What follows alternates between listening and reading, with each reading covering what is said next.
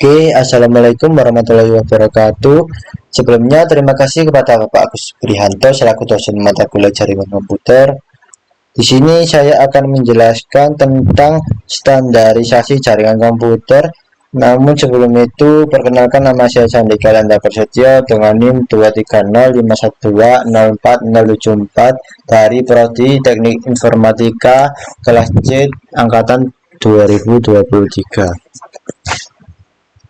Perlu kita ketahui, materi standarisasi jaringan ini ada beberapa bagian. Yang pertama yaitu OSI atau Open System Interconnection dan TCP atau IP atau Transmission Control Protocol atau Internet Protocol. Yang kedua, protokol yang bekerja di OSI player.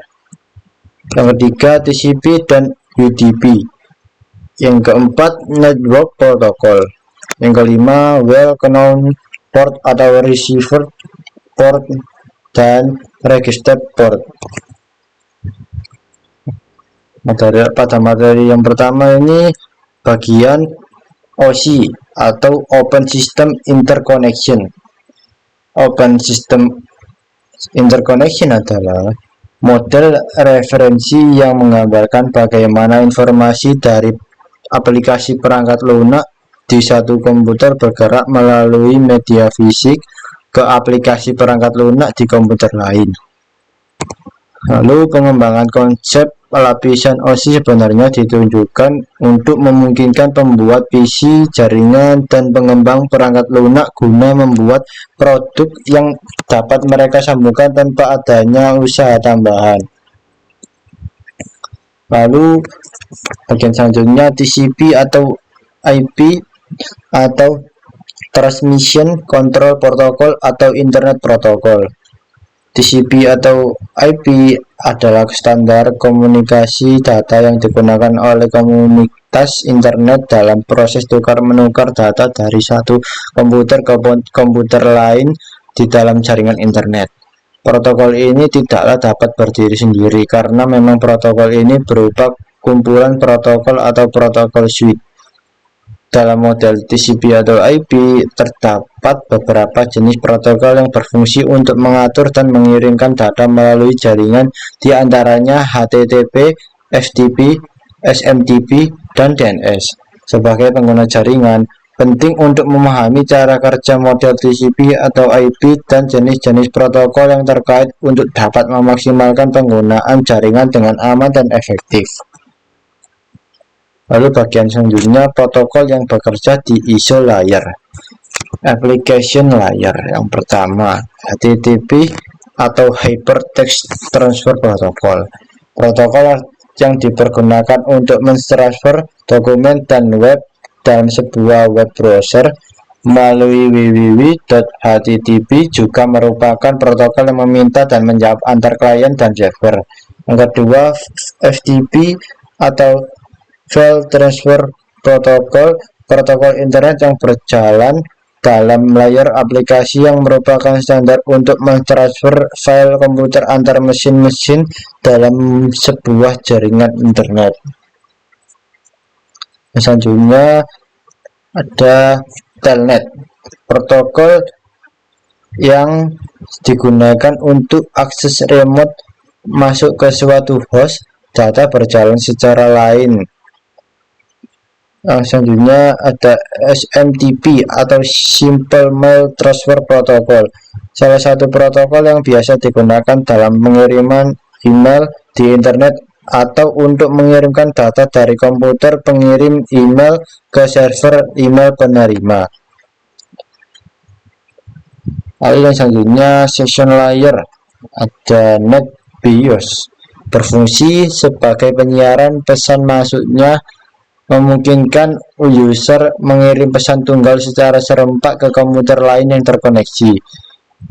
Lalu yang kedua, NetBIOS atau NetBIOS Extended User Interface, berfungsi sama dengan NetBIOS, hanya sedikit dikembangkan lagi dengan menambahkan fungsi yang memungkinkan bekerja dengan beragam perangkat keras dan perangkat lunak. Selanjutnya Transport Layer Yang pertama, TCP atau Transmission Control Protocol. Protokol yang menyediakan layanan penuh pada lapisan transport untuk aplikasi. Yang kedua, UDP atau User Datagram Protocol. Protokol connectionless dan process-to-process yang hanya menambahkan alamat port, checksum, error control, dan panjang informasi data pada layar di atasnya. Selanjutnya ada network layer. Yang pertama, TCP atau Transmission IP, Internet Working Protocol. Mekanisme transmisi yang digunakan untuk mentransportasikan data dalam paket yang disebut datagram protokol. Protokol yang menyediakan layanan penuh pada lapisan transport untuk aplikasi. Kedua, ada ARP atau Address Resolution Protocol. Protokol yang digunakan untuk mengetahui alamat IP berdasarkan alamat fisik dari sebuah komputer. Selanjutnya ada data link layer dan physical layer. Yang pertama ini PPP atau point-to-point protocol. Protokol yang digunakan untuk point-to-point pada suatu jaringan. Selanjutnya ada SLIP atau SLIP, yang dimana SLIP ini mempunyai makna Serial Line Internet Protocol atau protokol yang digunakan untuk menyambung serial. Yang ketiga, tidak mempunyai protokol dan spesifik di layar ini karena pada layar ini hanya mengirimkan bit-bit data. Lalu selanjutnya ada TCP atau Transmission Control Protocol. TCP atau IP adalah standar komunikasi data yang digunakan oleh komunitas internet dalam proses tukar-menukar data dari satu komputer ke komputer lain di dalam jaringan internet.